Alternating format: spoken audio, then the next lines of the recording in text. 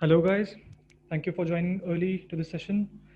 Uh, Shivang sir is driving back from zone number 10 of Ranthambore to his hotel.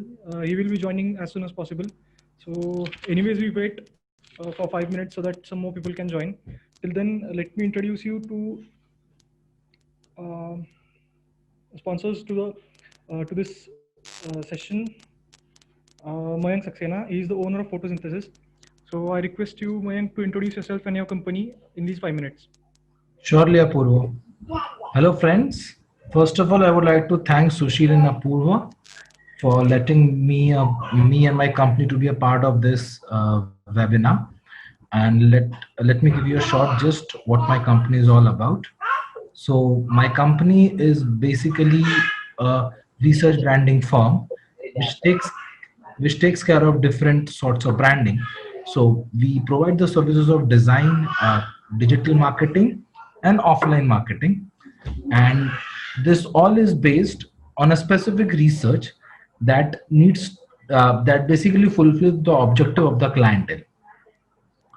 So we do a market research, a basic perception behavior research, and based on that, we plan the full branding plan for a specific client, which fulfills the objective, and then we go on implementation of the plan.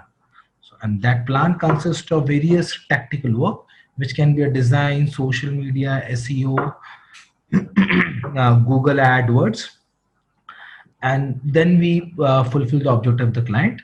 I'm sharing my details on a chat for everybody.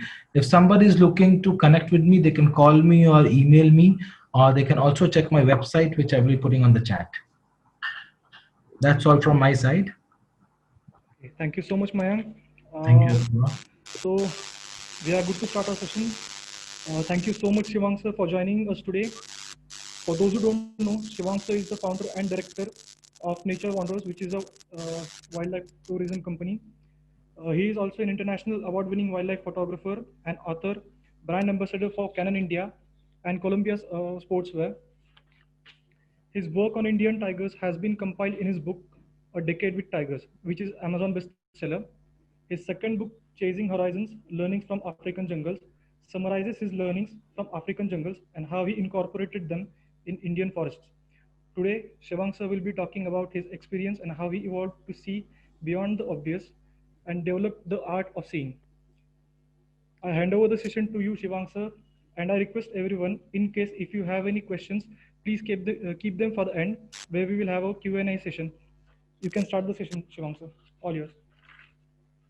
Thank you for having me here, and a very good evening to all the participants who have taken out time on a Sunday evening to listen to my talk. I'm sorry, I just got a bit delayed. Actually, I'm in Ranthambore right now, and I just got delayed getting back to the lodge. So, so actually, we are now good to go. So actually, so as you know, the session today is on the art of nature and wildlife photography. I'm not going to give you any kind of technical gyan on wildlife photography, because I guess many of you would, you are already photographers yourselves. And I always believe as a photographer that there are two elements of wildlife photography. One is the art element of photography, and one is the science element of photography. Because the science element of photography is something which, it can be learned over the time. There are technological advancements which keep on happening. There are tons and thousands of YouTube videos. There's so much of written content on the internet. So there's no dearth when it comes to gaining knowledge pertaining to the science element of photography. But it's the art element of photography which I always believe it's a constant learning process. And I'm yet to see a photographer who will accept the fact that I know everything about the art element of photography, because the moment you start feeling that okay, you have reached a certain stage, there are more doors which open in front of you when it comes to the learning curve. So that it's a never-ending learning process, according to me. So, having said that, I mean, so what do I shoot as a nature photographer? And this would be true for many of my counterparts as well. So as wildlife photographer and a nature photographer, this is what, I do. I mean, uh, I, I do the documentation of some of the iconic species from across the world, big cats and small cats, cats of all sizes. That's my particular area of interest. And my love for cats has taken me to various corners of the world, be it in the extreme climates of the Himalayas to shoot the snow leopard. I've spent a considerable amount of time in Kenya in the last 11 odd years, in various places of Africa, in fact, beyond Kenya as well. And of course, Africa is all about big cats. So I do a lot of documentation pertaining to that. Leopards, whether it is in India or Africa, it's one of the most adaptable cats we have. And, I love photographing leopards in all kinds of habitats, right from Sri Lanka, India, or places in Africa. Mountain lions and pumas, a wonderful habitat down there in Chile, in the Torres del Paine National Park. And, it has always been one of my most memorable experiences photographing these big cats. And of course, my search for rare cats has pushed me to visit certain locations on a repeated basis. And, one such project resulted in this particular image of the clouded leopard. And it took a lot of effort to get this clouded leopard, which actually eventually ends up becoming the first proper, DSLR documentation of a wild clouded leopard in the form of a direct sighting. The other part of the kind of work which I do is, since I come from a journalism background, so I always love to work on images, which convey a story. And especially if, any of my image can be used from a conservation point of view, and if it is depicted in a very unique way. So, that is my area of interest, because we all know that photography is all about storytelling. And once you keep on working on such photographic stories, then there would come a time where you end up creating a series of images, and all these images, they actually start talking to each other. And that is, if you're doing on such kind of a photographic series, if you're at around 7 to 8 images, it makes a good photo story for a magazine or something like that. Once you reach the level of around, say, 25 to 50 odd images, then that's the making of a exhibition. And once a photographic story, it can be compiled to around, say, 80 to 100 images with a very good narrative, then that is the making of a book. So, this doing books is something which I love to do, because it's a form of storytelling for me through the medium of images and a narrative.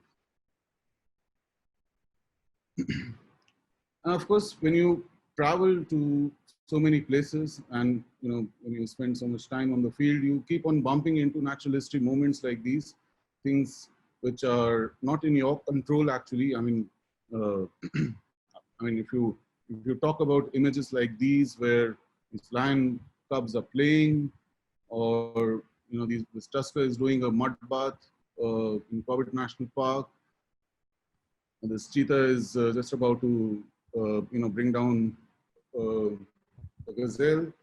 So these are things which I have no control over these things. And as a photographer, I hardly did anything apart from just being there at the right place and at the right time. We all use these modern day cameras and gears that we use, they are capable of taking, capturing, and freezing these moments. So I guess the credit should for these kind of images should be given to all the good camera brands. And as a photographer, I just press the shutter button. Now the question arises that what actually motivates me to work for, while working on this talk, I'd actually started calculating that how many man hours do I spend on the field every year. So it came out to roughly around 4,000 man hours I spend in the field every year. So, uh, so I constantly keep on thinking about the fact that what motivates me to step out from my bed and go to the field every year, because uh, you know after a certain point of time, after a few years, even this work starts getting monotonous. So how if I'm working in tiger reserves, how many safaris can I do? How many field opportunities I'll get? So what is that motivation factor? Is it something, all those previous images which I showed you, I mean, which is kind of my work profile, is that something which motivates me to go on the field every day? I don't think so. I mean, I don't consider that that is my driving factor to get up early in the morning. What motivates me to go on the field every day is my desire to create. And every day I feel that even if, for example, if I'm going for a tiger safari, I don't get to see any big cats. I definitely can create an image even from a dry safari, because creativity, according to me, is the art of seeing. It is the art of seeing. What is the art of seeing? The art of seeing is something which seeing things beyond the obvious. So you see your if you see yourself, and if you think about yourself as a photographer, uh, the human body also works like a camera. Okay. You see something, and the moment you see that thing, so your eye becomes the lens, and your soul is like the sensor, and your brain is the processor. So your eye sees the image, your brain is processing that image, but you are stopping to see that you are stopping in front of any particular subject because your soul has already sensed an image. Okay. So this entire framework, this entire process, uh, it happens in a fraction of a second, and that is the beginning of the creation of an image. And that image is essentially created even before the image is taken. It's created in your mind, because your soul has sensed it and your eye has seen it. So that is creativity. A lot of people come up with this question that you spend so much of time in the field, so it is easy for you to say all these things. But for us, we have taken time out from a busy corporate jobs or our busy work life, and photography is a hobby for us. So how to be creative? I feel that is a very wrong analogy, because uh, I believe that creativity is present in every one of you, and every one of you is creative. It's just about the fact that one needs to put in practice in order to sharpen those creative skills. Nothing can happen without practice. I mean, I strongly believe in this principle of putting in 10,000 hours of practice in whatever you love to do. And there are two things. One is skill and talent, but skill and talent is immaterial if even the skilled and talented photographer would not be putting in practice. So when you talk about being creative, practice is something which empowers you. It just sharpens your entire instinct to see this image, And for that, it is very important for you to not consider photography as a hobby. Photography is a passion. You know, it's a way of life. So, so yeah, I mean, this is what it takes to be creative. Just putting in those 10,000 hours of practice every day, day in, day out, even when you don't have your camera with you, you are seeing things around you. I mean, mentally, you can keep on creating images, right? Because the same exercise you'll have to do once you're there on the field. And images are created mentally first, and then the camera is just a tool to replicate those mental creations. So now let me just take a sample case study out here. And you know, this is something I believe you all can relate to, because a lot of you would be visiting tiger reserves, and you know, in today's time, actually, the, you know, tiger is a cat which is, ironically, it's the most photographed cat in India, and it's the most easy cat to photograph as well. You know, in the amount of tiger tourism which is going on, and amount of people who are shooting tigers. Now, if you think about it, in this entire gamut of uh, tiger photography, I mean, at times I am forced to think that whether people are doing wildlife photography or is it tiger photography. So in this entire gamut of activities which is happening, how can you stand out? How can your tiger imagery, for example, stand out? Because the moment you're shooting that particular subject, uh, invariably there will be around 10 to 15 people who are also shooting that subject in adjacent vehicles. So it's only a creative mind that can, you know, make something stand out amongst that rut of 10 photographers shooting that particular same subject. So let's take that as a case study, and I'll try to present my case when it comes to photographing tigers. Before that, let's actually see that what does a tiger do. I mean, this is not something new to all of you, but it's a very lazy cat. Half of the time, you know, it's lazing around like this, panting and, you know, doing nothing actually.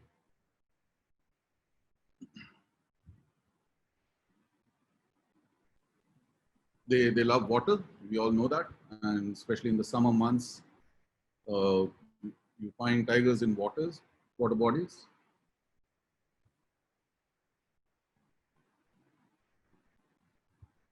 And of course, the majority of your tiger visits, you end up watching tigers walking on forest trails, you know, walking on forest paths, because they do enjoy the smooth tracks, you know, because they are devoid of all kind of thorns and bushes and all. So tigers do love walking on trails. So this is more or less a kind of a summary of what you get to see when it comes to tigers when you're doing a tiger safari. Of course, when you're lucky, whenever you are lucky, you get to see those extraordinary natural history moments. You know, tigers jumping up in the air, tigers hunting, or some kind of a unique behavior. But I don't think you can base your tiger safari on the basis of those moments. Those moments, if they happen, they happen. You know, you may get to see 2 tigers in one frame, 3 in one frame, 4 in one frame, 5 in one frame. In today's time, you know, there are also opportunities to get 6 in one frame. But with, of course, those are good objectives to have. I mean, those can be your end goals, that this is something which I want. But if you don't get that, then, you know, these are the activities which a tiger normally does when you go for a tiger safari. And what do we guys as photographers, what do we do with these kind of sightings? You know, when tigers are lazing around, we'll probably pull up our longest focal length and, you know, create a nice tight portrait, and the equipment is mentioned out here. They're all fancy gears which enable you to create these kind of portraits where you can see each and every speck of hair oozing out of the frame, and that's the barometer of sharpness.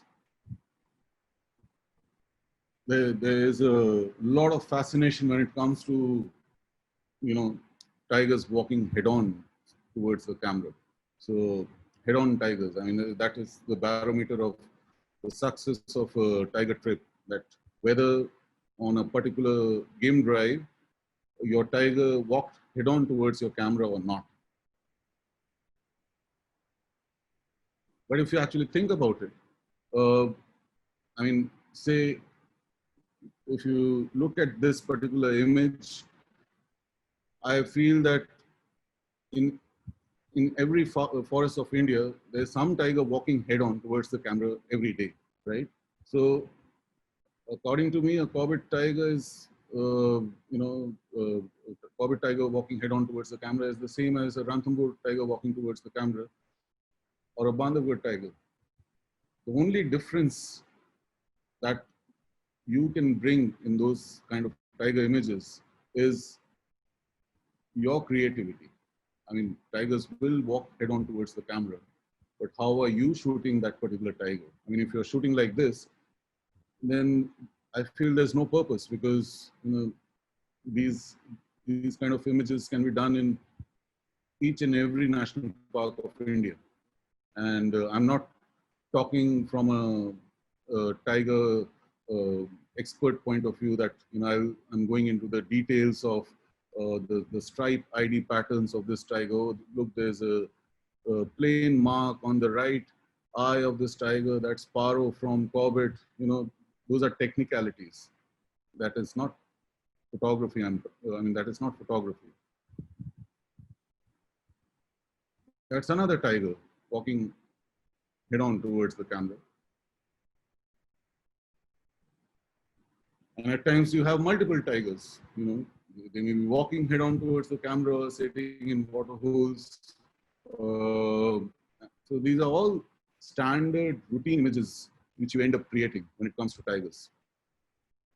So over the years, I was also I also did a lot of this kind of photography, and I started suffering from a disease, and that disease was called tiger boredom.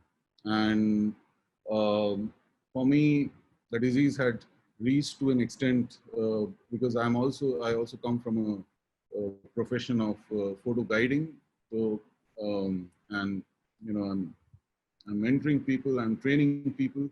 So a lot of times, people used to sit in the back of my vehicle. There used to be a tiger sighting happening, and I was just playing a video game. So I was literally suffering from this disease called tiger boredom, because I didn't know what to do when this particular subject was sitting in front of me. So what are we achieving out of such images? That is also a question you need to ask yourself. Are you aiming for, social media fame? I mean, I don't think that should be the barometer for you guys. I mean, if you are happy that you are gaining social media fame by X amount of likes and comments and all those things, then I feel you would not be growing as a photographer, because you'll keep on repeating the same kind of work which you have been doing year after year. And at the end of 10 years, for example, when you go through your portfolio, you will feel that everything looks just the same. So what is the way to handle this tiger boredom? According to me, there's only one way in which you can handle the tiger boredom. That is being creative.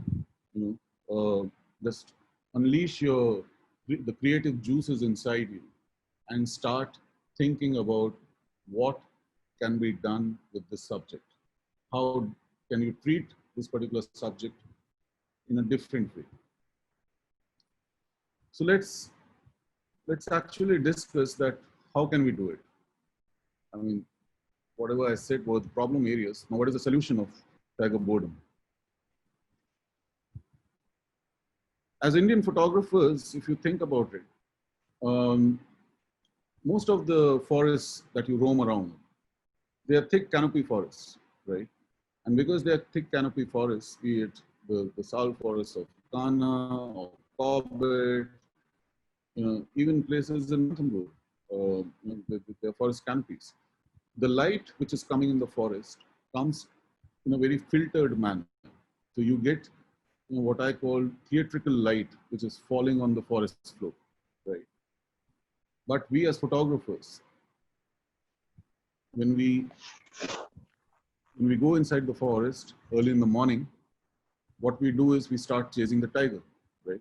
And when you start chasing the tiger, uh, you forget where the light is coming from. So if you just change your approach a bit from where is the tiger to where is the light, if you start chasing the light, then you will actually not only start uh, creating better tiger imagery, but you will also try to, you will also see that a lot of other subjects in the forest, you are able to treat them in a much better way. For example, this is this tigress, shot here only in Ranthambore, and early morning, the patches of light falling on the forest floor, and the idea was the tiger is walking on the track head on, and the idea was just to you know capture the light, expose for the light when the tiger walks in that particular patch of light.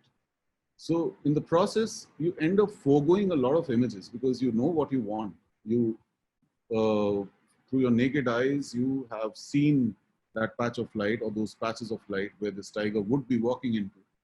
And you are mentally prepared that once that happens, I'm going to treat the exposure in this way, and this would be the final result.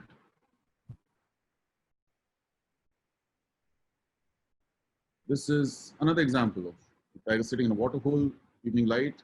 Light is coming from one direction. And this phenomena is again happening because the light is being filtered from the trees. There's quite a reservation in India when it comes to usage of backlighting, right?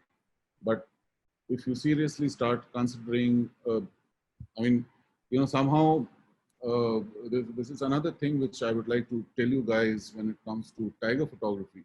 A lot of things which I'm going to share, you're going to remember it, but the moment you get to see your next tiger, uh, probably you may just remember 2 or 3% of what I'm saying, and you may end up going back to your routine form of tiger photography. Why?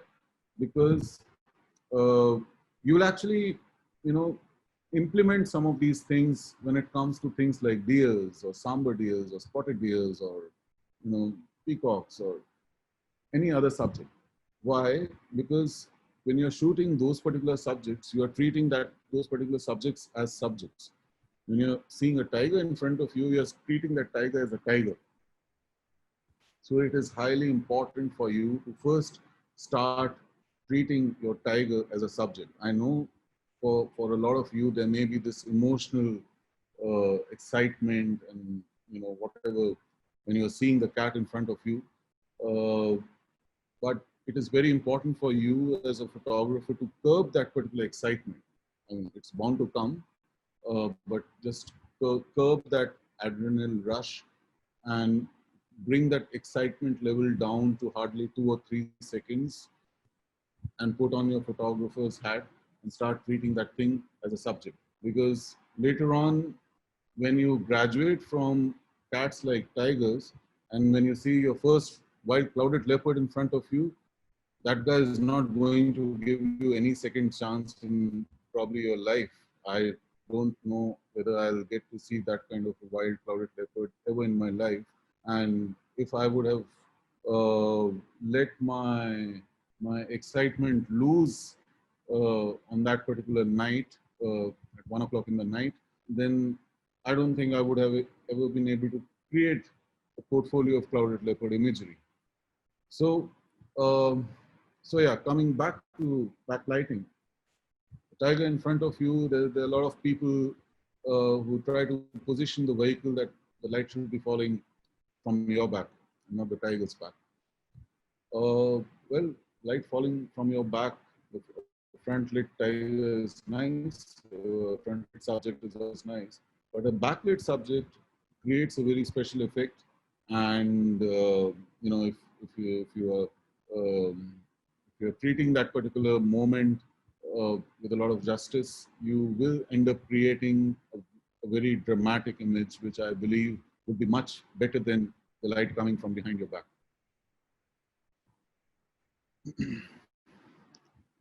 Yes, harsh. The light is harsh. And this has been used as an excuse umpteenth number of time in front of me.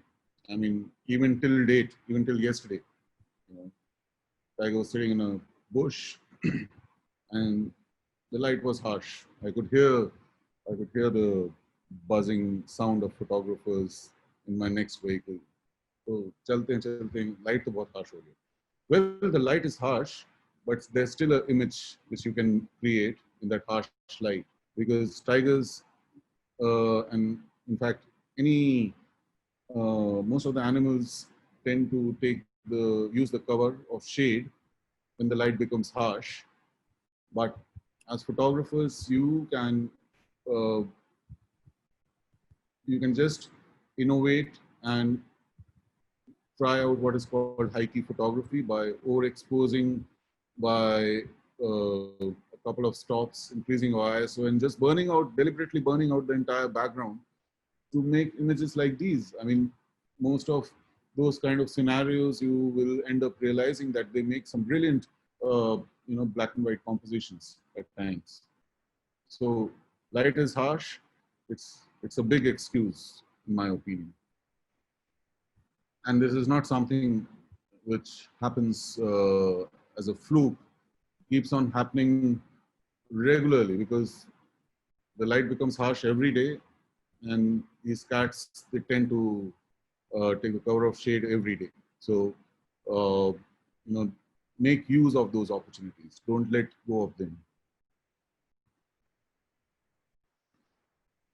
The moment you start getting a grip on the light, you are basically ruling the subject's world over.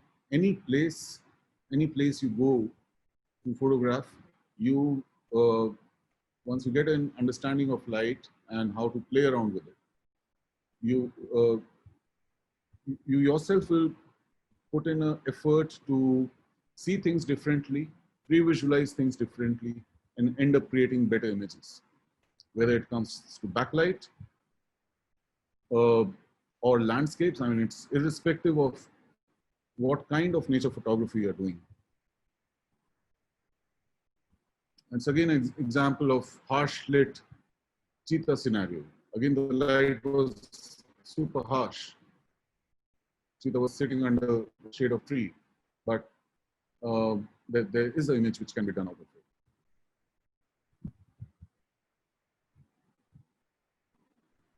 That's Lake Nakuru on a harshly lit afternoon many years back.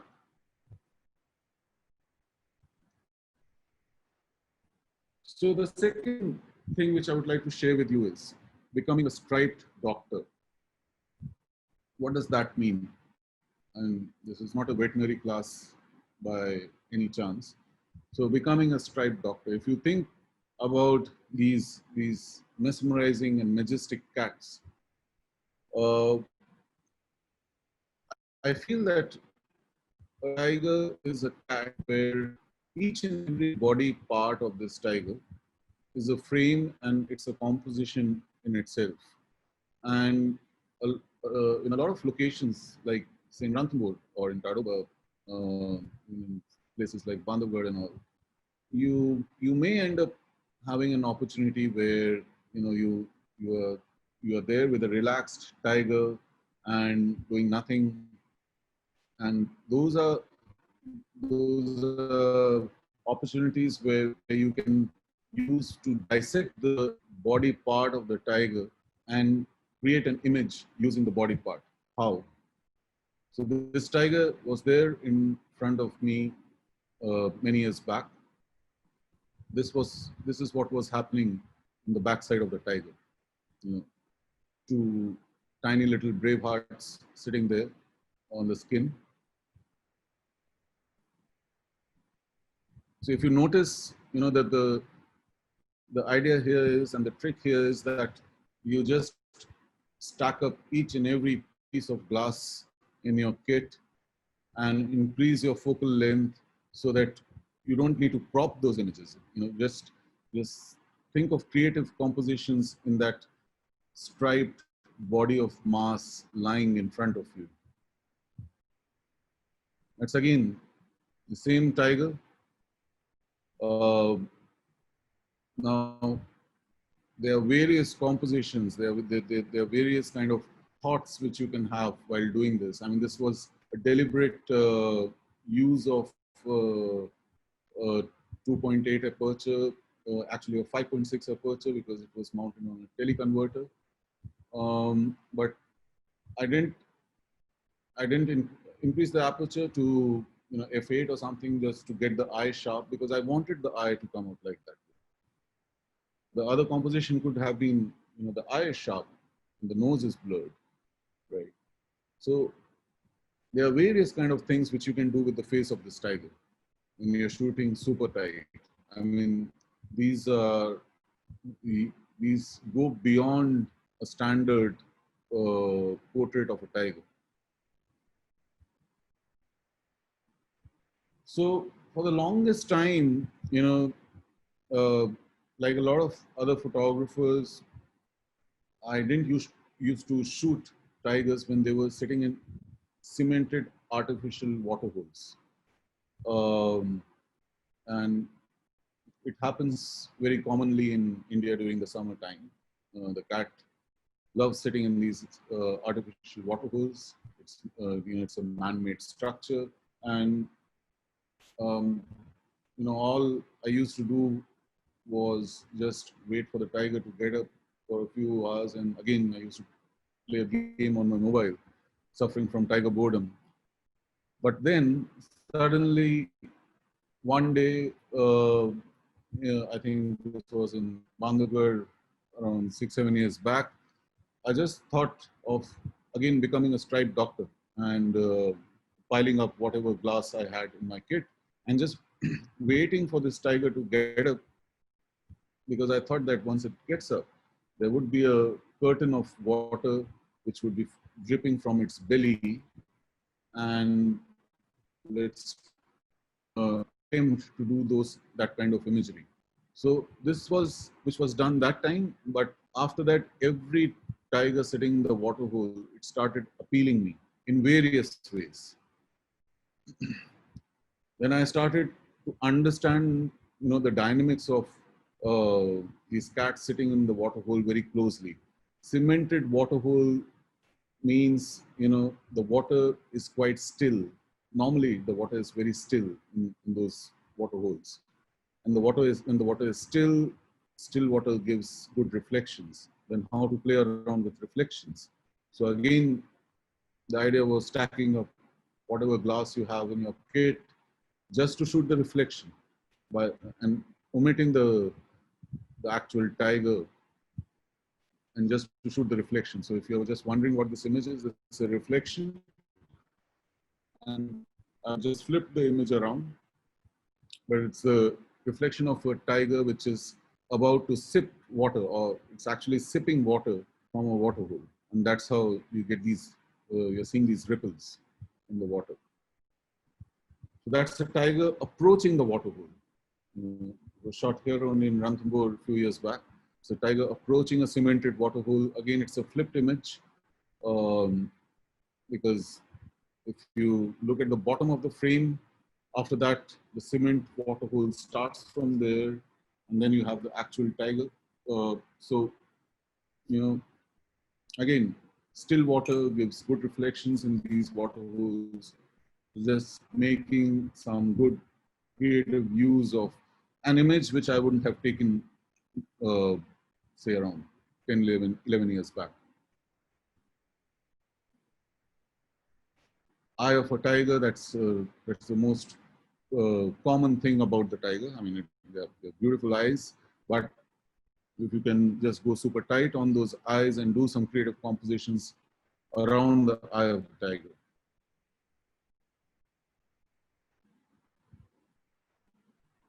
So how about those pugs which make those marks, and we call them pug marks. So I guess even those pugs should make some very interesting images. I mean, this is one example which I'm showcasing in front of you, but tiger sleeping in various postures, you know, and if you just closely observe the paws, I think there would be some really cool compositions which you can think about.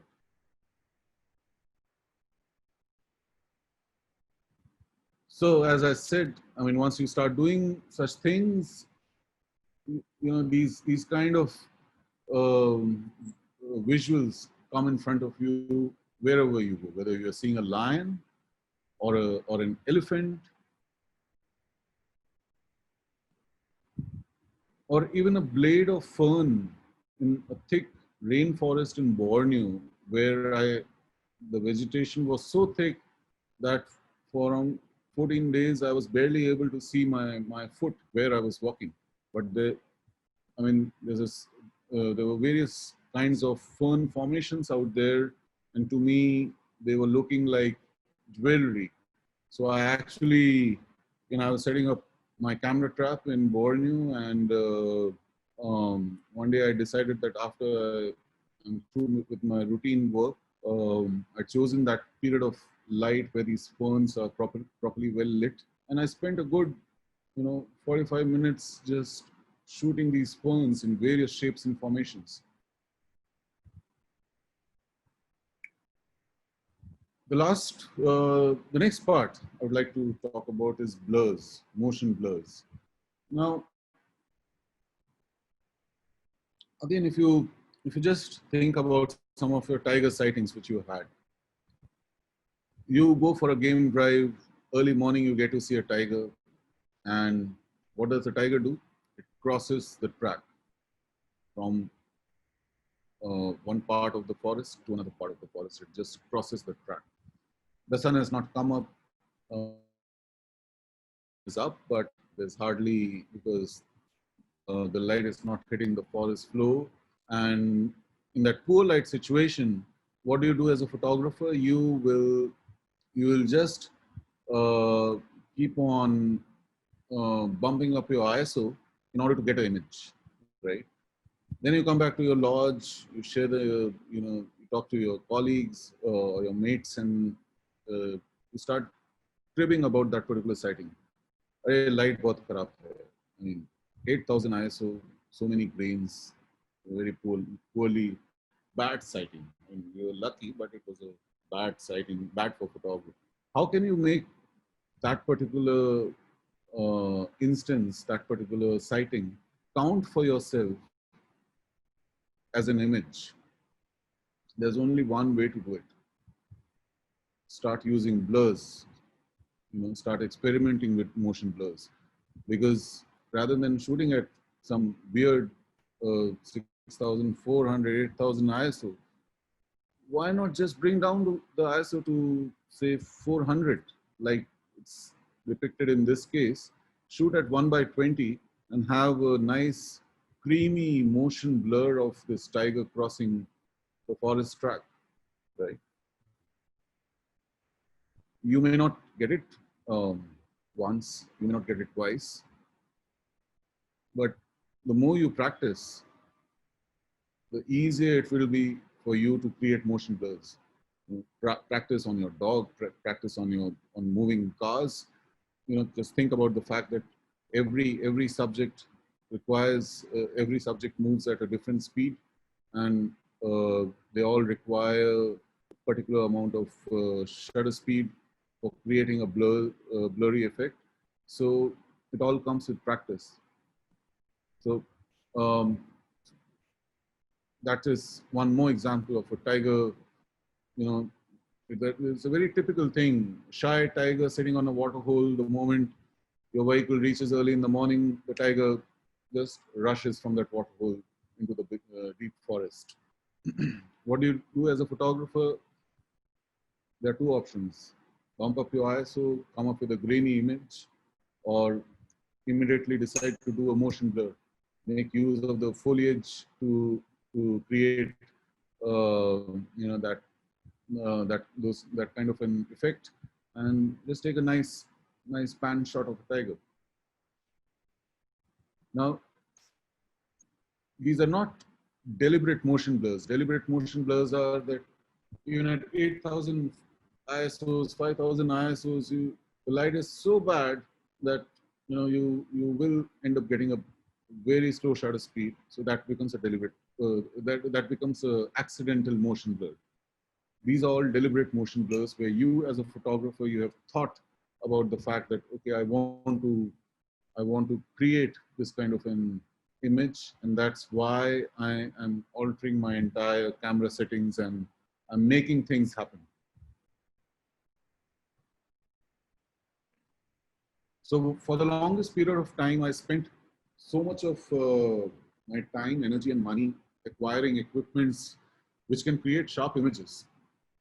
Uh, but after a point, uh, I started, you know, acquiring equipments which had the capability of creating blurred images.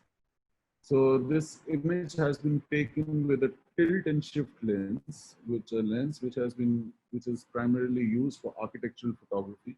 But I started experimenting with this lens around 6-7 years back, uh, because my idea was to come out with a portfolio of tiger images where I can do wide angle blurs. Just imagine this image being taken with a 70-100 mm lens at 90 mm. So, you know, that 70-100 at 90 mm would have given edge-to-edge sharpness to the Sal forest in Kana. But using the tilt and shift feature, my idea was just to come out with a blurred image of a Sal forest, a wide Sal forest, and a small tiger walking in between. For me, it was a big challenge to use this kind of a lens for tiger photography because it's a manual focus lens. There's no autofocus. So 70% of the images that you end up creating, that you create from this lens, 70% of those images can just be trashed because you actually need a small bit of sharpness on the subject just to define that subject properly. So that's another image from the same lens, because I started trying it in various habitats. So that's the Dhonk forest from a tilt and shift perspective.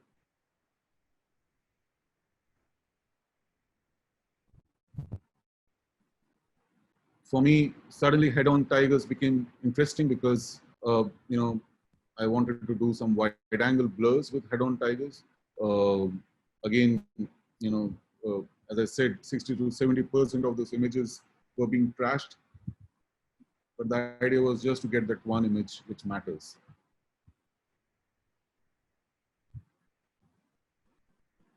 That's the other way to use blurs.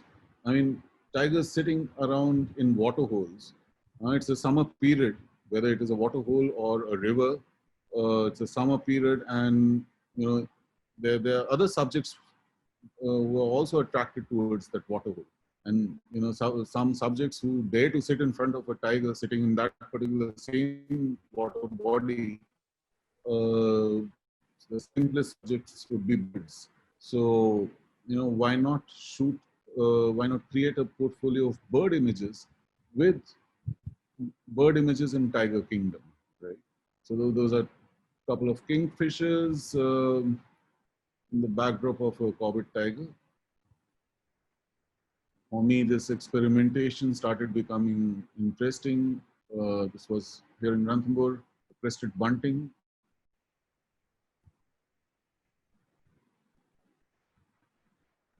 And once you get an idea of motion blurs and you mentally accept the fact that blurs have the capability of creating dramatic images, then you start using it in all kinds of subjects.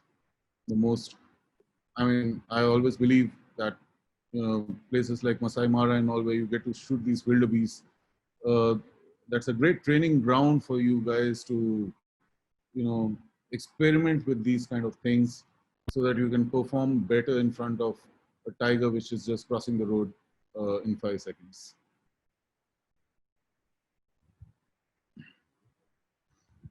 One morning in Bharatpur many years back, I saw this white kingfisher hovering, and as I actually started thinking that, my God, it's hovering at such a rapid speed. So let me just uh, try to do a motion blur of this hovering white kingfisher, and I ended up understanding that, once this little guy hovers, the beak is perfectly sharp. So that is the only part of the body at 1/5 of a second when the image was taken that is not moving. So that was something which was very interesting for me, and I ended up spending a couple of hours with this pied kingfisher and various other pied kingfishers, just taking various kind of motion blurs from various angles.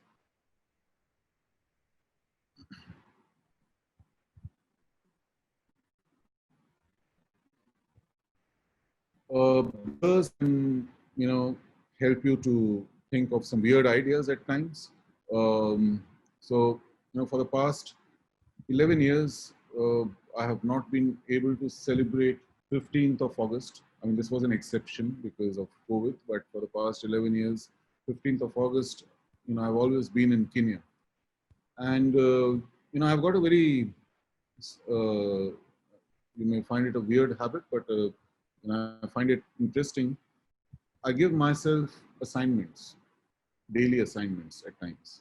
So 15th of August, if I'm on a game drive in Kenya, so that day my assignment is to come out with an image which depicts India in some way.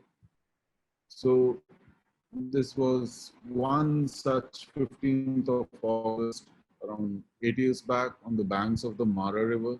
You see the Mara River flowing in the background, in the foreground, it's a green grass.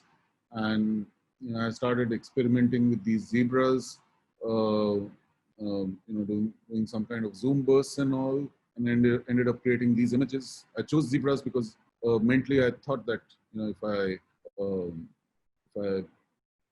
do some kind of a blurring with these zebras, then probably I can get some kind of a abstract depiction of the Ashok Chakra.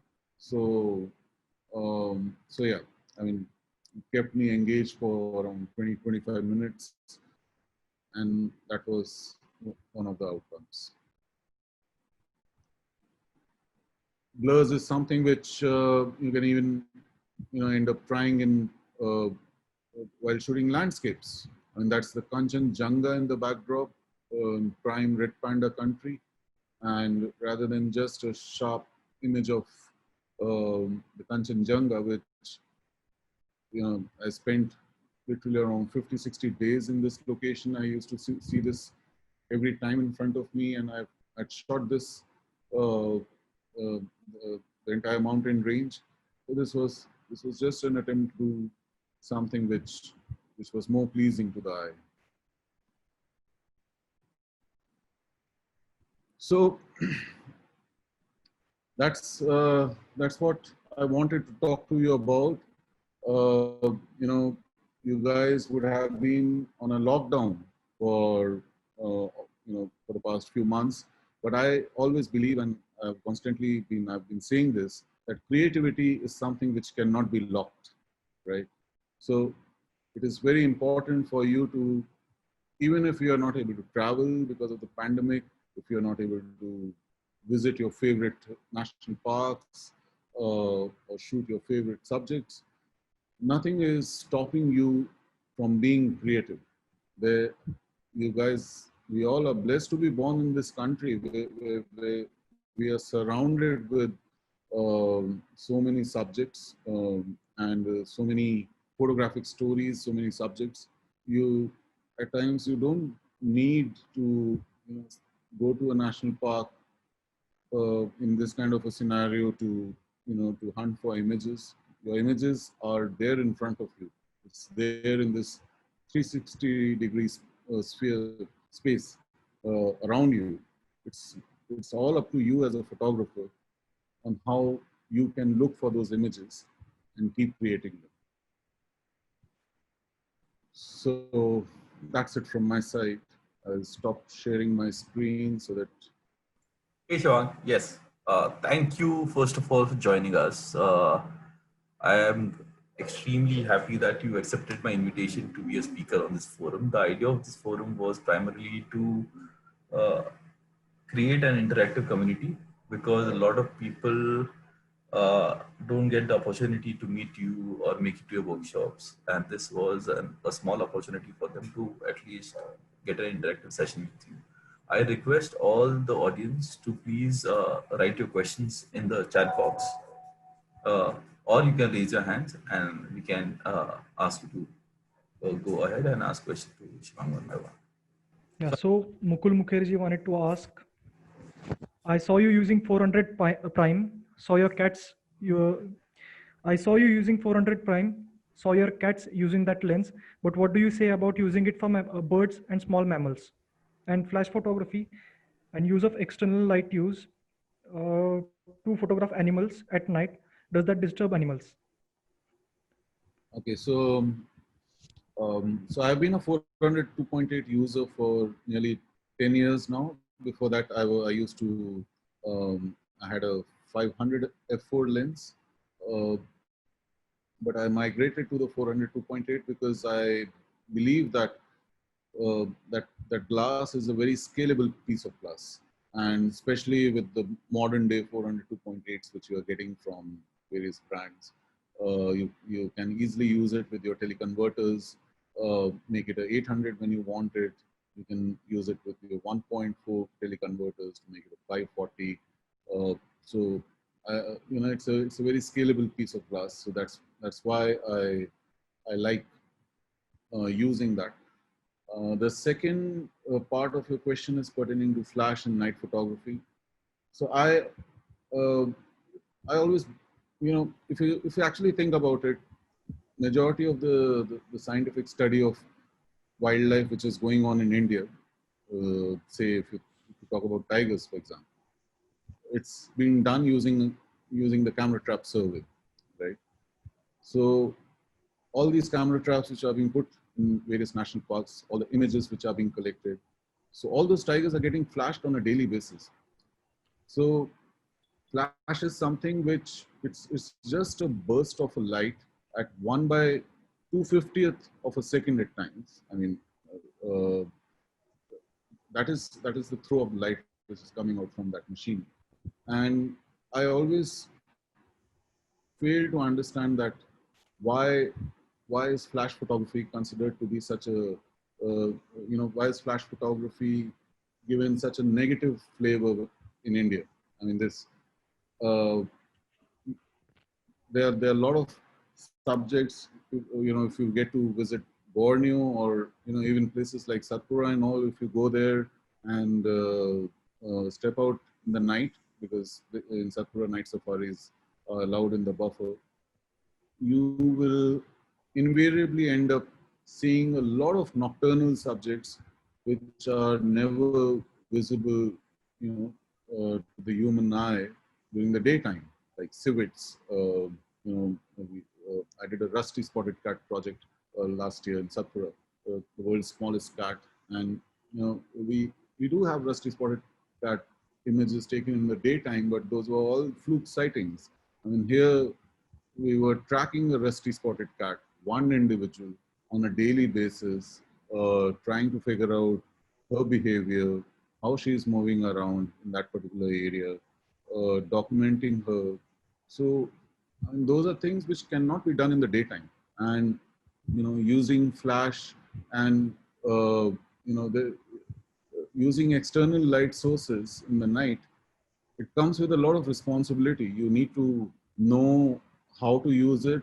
You need to know from where to fire the light, so that first of all, it's always a bad idea to to have someone standing next to you and the light is being fired from there. That is definitely going to, first of all, it will disturb the animal, as well as it will, you will end up taking a bad image because of the eye shine and all.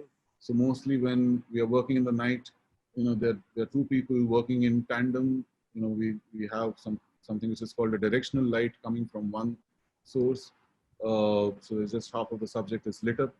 So night photography is a completely different ball game, according to me, and it just strengthens you as a photographer once you are working in the night. I mean, of course, there's a lot of understanding of light which is needed, which you keep on developing the more you do it.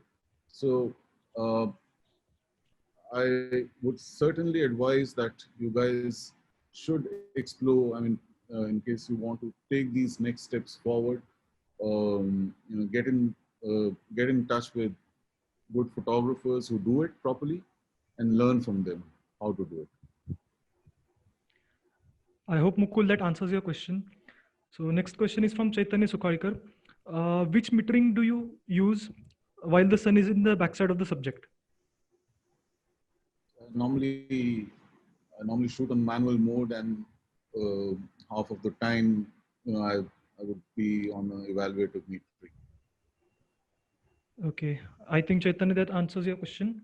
So next question is from Tanishka Mule. She want to ask, how should one start their journey as a wildlife photographer? What gears do you recommend? Well, the journey can be started by observing things which are in your backyard, which are in your things in your city, and even with a basic kit, you know, uh, a basic camera body and a 70-300 lens, you can set on this journey, just documenting the natural world around you, and uh, that is very important. I mean, for being a wildlife photographer, it is very important for you to understand the natural world. Start training yourself as a naturalist as well, and then photography will always be a byproduct. I mean, the first zeal should be to spend time with nature, understand nature and its various elements. Okay, so Tanishka, I think that answers your question. Next question is from Josefa. She want to ask how to capture wildlife with a budget lens, such as 1855. You can you can explore the miniature world with the 1855 lens, and because that is also an important part of nature photography. The entire the world of amphibians, reptiles, and all. You can start exploring them. Flowers, a um, lot of flora around you can be explored using that lens. In fact, there are tutorials which I guess you should be able to find on YouTube on how you can use a 1855 lens and inverse it for macro photography and all. So there are a lot of people who do that, and it's a cheaper way for taking macro images. So I guess if you do a bit of research around that, you should be able to figure out. Okay, so next question is from Kajol. It's kind of open question, which says how to take pictures without disturbing animals and birds. Just be discreet. It take a lot of time to, first of all, understand the behavior of the subject, and you need to take a lot of time to approach that particular subject, especially if you're working with birds and all.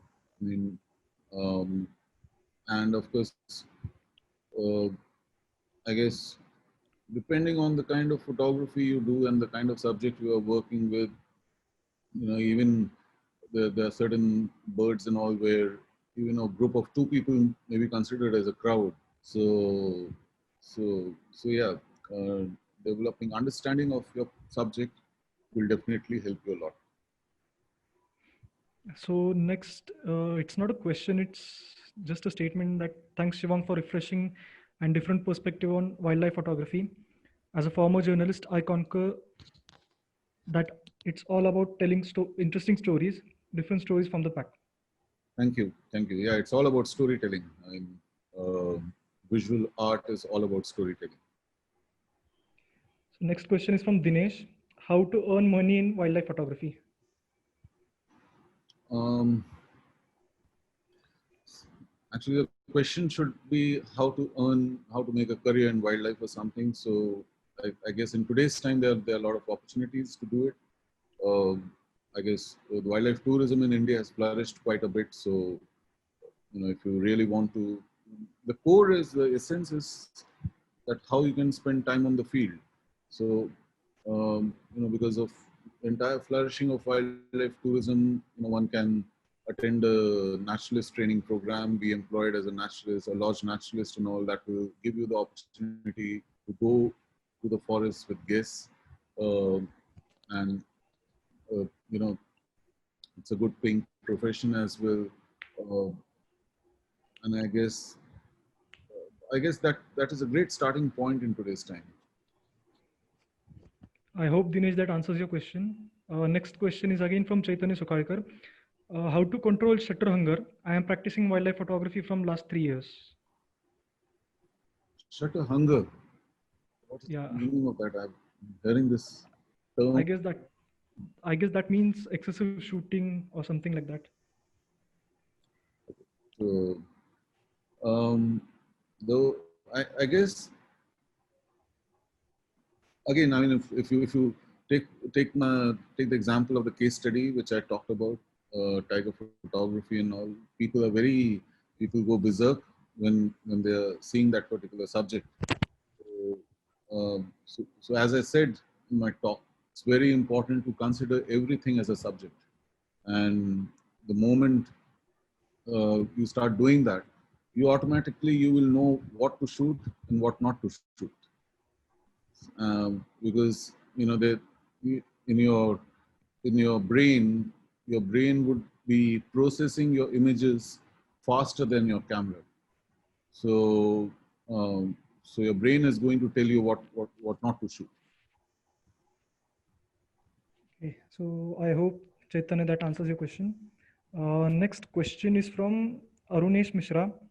Can someone start wildlife photography with Canon 1200D? Of course, and you can start with any kind of a camera. As I said, it is irrespective of what technology, what equipment, because equipments do come into play after a certain point of time. But for starting, it is irrespective that what technology and equipments you are using. Uh, you know, just bridge the gap of learning the science element of photography as quick as possible and focus on the art element of photography. So next question is from Sri Nisha. It's not very clear what you want to ask. How to measure throwing velocity by capturing shoot? I think she means to like how to identify what shutter speed should be used at an incident. I guess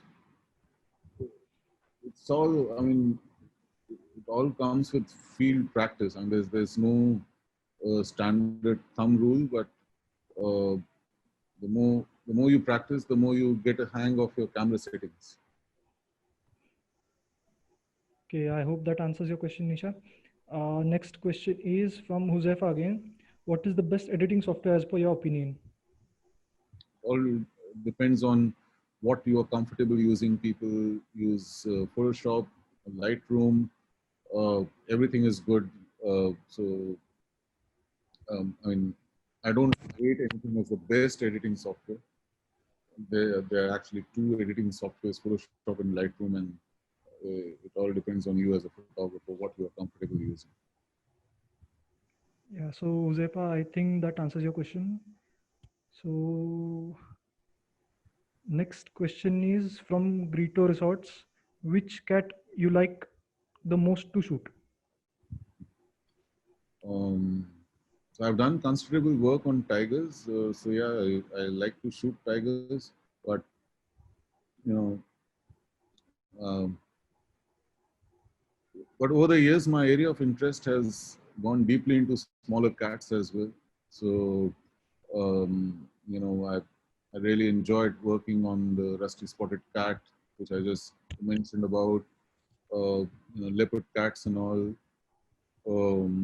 I mean, there's a whole list of cats which I'm yet to shoot, especially the small cats. So yeah, these are ongoing, never-ending projects. Okay, so I think Grito Resorts that answers your question. Next is Abhishek. Sir, which picture style do you use for wildlife photography? If you're shooting in RAW, it doesn't matter what picture style you are using. You can anyways change it later on. Yeah, right. So Abhishek, I think that answers your question. Next question is from Jasraj. How do you define a good wildlife photographer? Is it by a number of followers or? A good wildlife photographer. A good wildlife photographer is someone who is able to convey meaningful stories through the medium of his images. I mean, uh, following and all, I already mentioned it in my talk. That is not a barometer of whether you are good or bad.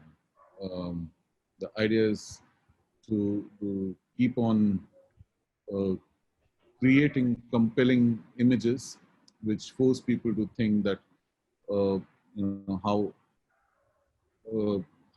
did the brain of this photographer work while he was shooting this. Okay, so Jasraj, I think that answers your question. Next question is from Kajol. How much importance is given on composition in wildlife photography?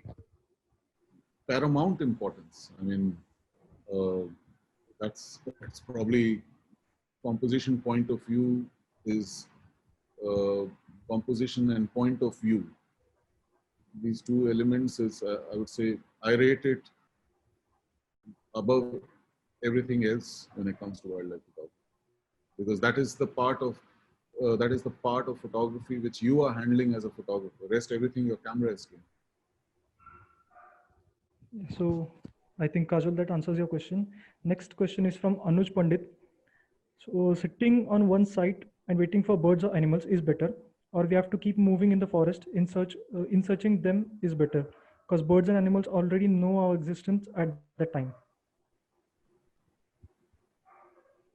Well, um,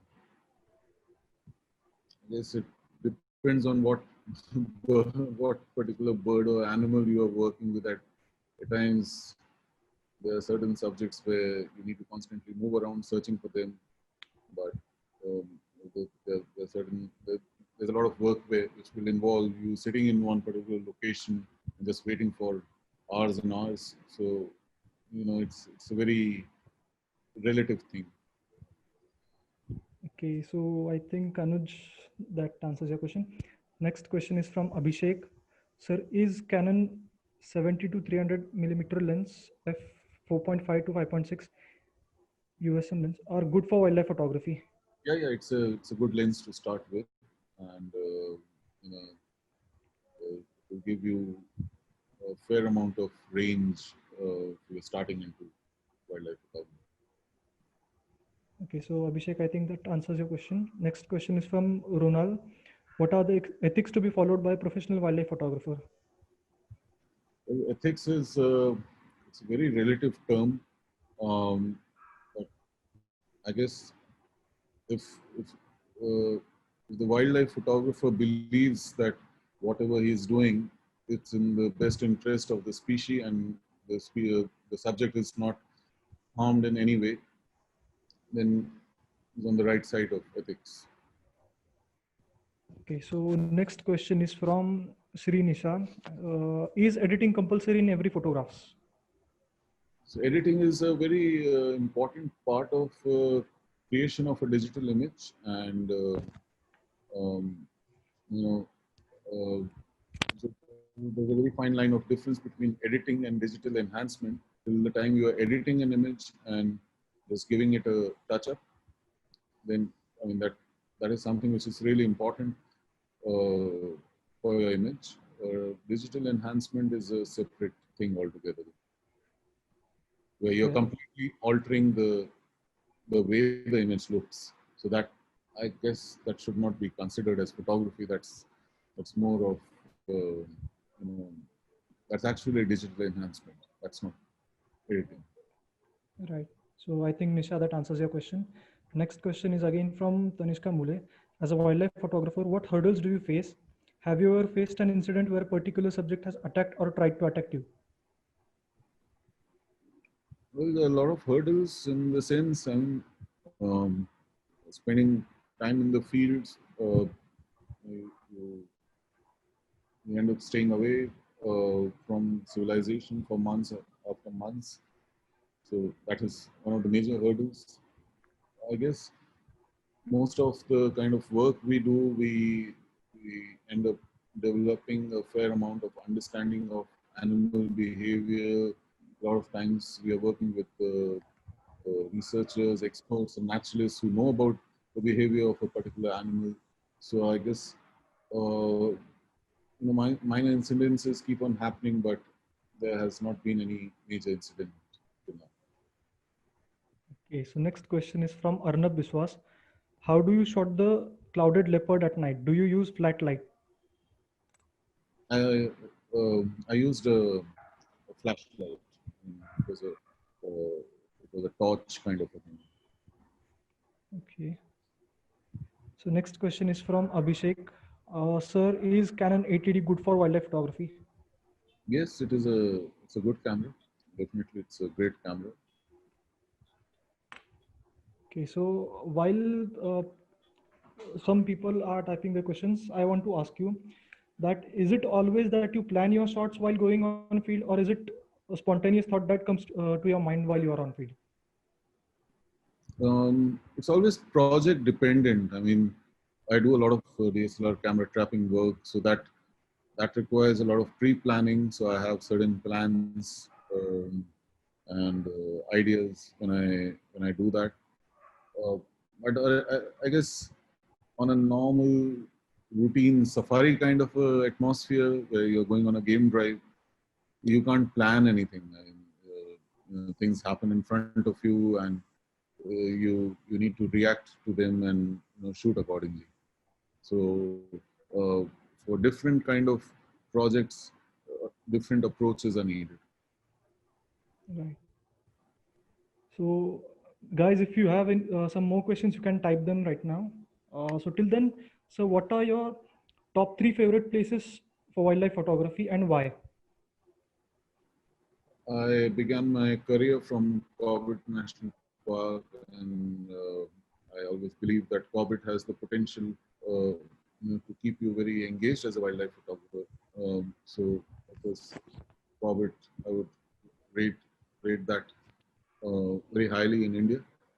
Um, for a lot of people who are beginning wildlife photography, I guess nothing comes cheaper than Bharatpur, Kuladev National Park, close to Delhi. And visit there is not very expensive, and there is a wealth of photographic opportunities to work in that location. Um, I guess, as I said during the talk also, I feel places like Masai Mara, they are great training ground for photographers, because there's so much of availability of subjects out there. There are no dearth of subjects, and one can definitely train himself to be a better photographer by working in forests of Kenya, and that helps you to come back to India and develop your skills as a photographer. In fact, that's my book Chasing Horizons is all about that. this aspect of wildlife photography, where I'm comparing Indian wildlife to African wildlife. Okay. So next question is from Mukul. What are the advantages of beam lights? Beanbag gives you stability, support while you are shooting. So you're using especially heavy lenses and all. So it's a great thing to have in your kit. Okay. So I think Mukul, that answers your question. Next question is from Abhishek. So what are the equipments that should be used for wildlife photography? Even this is an open-ended question. So there's no dearth of equipment which you can think about. It all depends on what's your area of interest in wildlife photography, what's your purpose of shoot, and then the equipments can be decided. And a lot of things have to be dependent on budgets as well. What is your budget? Buy equipment. So yeah, it's a very broad and open-ended question. I think. Okay, so we'll take only three more questions. So one is by Arunesh. He want to ask, when shooting wildlife, do you use burst shooting with high frame rate or use a more conservative approach and try to time the perfect moment to trip the shutter? Mostly, I'm always the camera is set on a burst mode because each and every moment matters at times. So, um, if something is happening in front of you, you have to fire a burst at times. So yeah, I mean the camera is traditionally set on a burst mode. Okay, so I hope Arunesh that answers your question. Next question is by Runal. Sir, who are your inspiration and why? So I've been a deep and ardent follower of the American photographer Art Wolf. And you know, I've been deeply inspired by his work over the years, and um, you should definitely listen to some of his talks as well. I mean, that is going to give you a great insight on the art element of photography as well. So I hope, Ronald, that answers your question. One last question is by Tanishka. Sir, please tell something more about your books and where can we find them?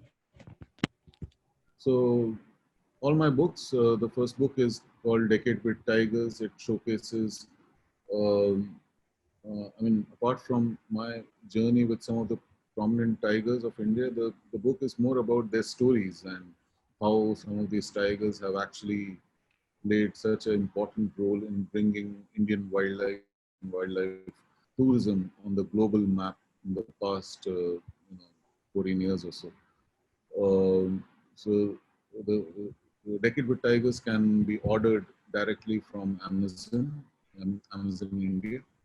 The second book is called Chasing Horizons. It's actually it showcases, uh, my journey in African forests and how I got inspired from those African forests, not from a wildlife point of view, because I, our country has got better wildlife, more density of wildlife, and more number of species. I mean, statistically, our country is much better when it comes to that particular continent. I mean, there are 39 species of cats in the world, and 16 of them are in India, whereas there are 10 of them in Africa.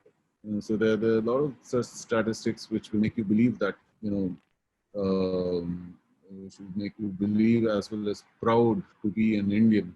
Uh, so, but when it comes to Africa, I learned a lot of things from a photographic point of view, which I came back to India and started implementing those things in my photographic journey out here in India. So Chasing Horizons is all about that. You can order Chasing Horizons from Amazon. The third book is called The Leopards and Shepherds of Jawai, which talks about the harmonious relationships which leopards share with the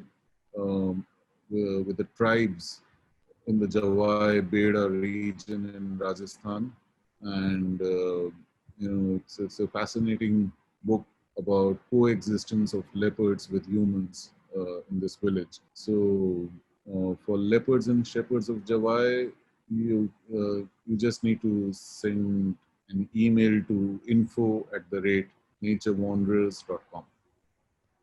Okay, so I think that answers your question. Huzefa is raising her hand. I think, Huzefa, you can unmute yourself and ask the question. Hello, sir. What is your go-to kit, like your everyday carry? My go-to kit for the past few years has been the 100 to 400 Canon lens. Ever since it was relaunched by Canon in its new form and avatar, I find it a very handy piece of lens because of the zoom and all. So that is always lying next to me whenever I'm in the field. Because taking out a big prime lens and shooting with that at times it takes time. So yeah, I've been using that lens heavily for the past 4-5 years. Thank you, sir. I think, Josefa, you got your answer there. Before we conclude the session, Shivang, I saw your stories about using the new R5. How has that experience been? If you could put some light on that. It's quite a game-changing experience for me because it's the first time I'm using a mirrorless camera. I'm not, my eye is not used to electronic viewfinder yet. But yeah, I guess this is the future of camera technology, and this is how the world is going to look through the viewfinder now.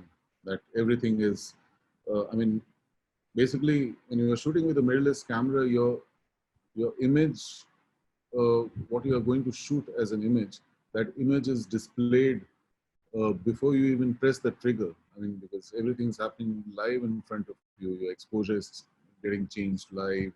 So you get to see what you are going to shoot. So that is something which is really new to me. But yeah, the camera has been performing beautifully um, in low light conditions. You know, that animal eye focus is, it's again, uh, it's the great benefit which Canon has given, in Right. terms of focusing and all. Right. So yeah, I'm enjoying it. I'm still in that transition mode. Right.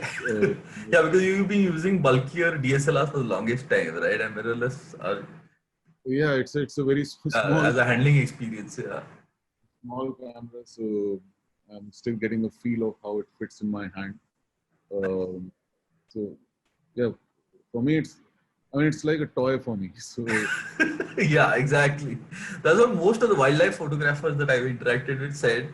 Uh, Most of the time, we hesitate using a mirrorless because they look like toy cameras, tiny, very delicate bodies. it's a well-built camera, it's a Uh-huh. magnesium body and Wow. weather sealed. So it's not, I mean, it may look small, but Right. just in terms of toughness, it's as tough as a DSLR. So, but yeah, of course, I'll probably get hold of a battery grip so that Right. things fit better in my hand. But That's all. yeah, Yeah. we all need to get used to this technology. Right. And I feel, as the mirrorless age,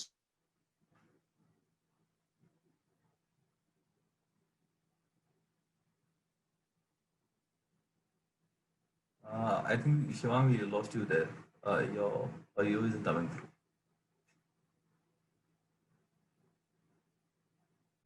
right? So, Sorry, easier Shivang. I for thought us. I think we lost you for a minute there. You were not audible at all. So probably the last the It is said that we missed you there. photography is becoming easier for Right. all of us as the mirrorless Right. technology. Kicking in. So that is True. something which we need to accept that Right. now it's no longer about instant, the instant reward you see on the back of your camera. Right. Right. Basically, you get to see the image even before it has been clicked. So True. True. So I think, guys, there you go. Now you have the verdict from the best. Uh, the R, in case you are planning on upgrading, in case you are contemplating moving to mirrorless, Shivang has been using DSLR for the longest time, and he's testing the R5, and he's given his verdict about it. Shivang, one last thing before we conclude the session is if you could tell the audience a little bit about Nature Wanderers, and in case they have to book a workshop or a trip with you, how can that happen? So, I mean, my company, Nature Wanderers, I mean, it's one of the oldest wildlife photo tourism companies in India. We have been there for the past 13, 14 years. I can't remember now. So we conduct wildlife photography tours in various national parks of India, where there's a photo mentor who goes along with you in order to give you photographic guidance and training on wildlife photography. And after at the end of every day, there are talks and workshops which are happening in the evening, sessions on post-processing. So yeah, it's quite a engaging experience for all participants. So and there are a whole lot of programs that the company does, right from tiger safaris, tiger photo tours, to snow leopards, to red pandas. For people who are in the advanced stages of photography, there are things we do pertaining to DSLR, camera trapping, night photography. Uh, so, and just go to naturewanderers.com and have a look. Right, so there you go, guys. The best way to interact and learn from the Nature Wanderers team is probably booking a workshop with them or traveling with them. Apur, who's handling the Journey Explore handle, has posted the website link in the chat box in case anybody wants to check out the website ASAP. Thank you, Shivang. Thank you so much for doing this today. Thank you. I also thank all the audience who joined us this evening. In case anybody has missed the earlier part of this talk because they joined late, or in case you like this talk and want to share it with your friends, it would be on our YouTube channel, which is Journeys Explore. We would soon be sharing the video. I think the video should be up by midnight. So I guess you can share it with people then. Thank you, Shivang. Thank you everyone for joining us today. Thanks a ton. Thanks a ton.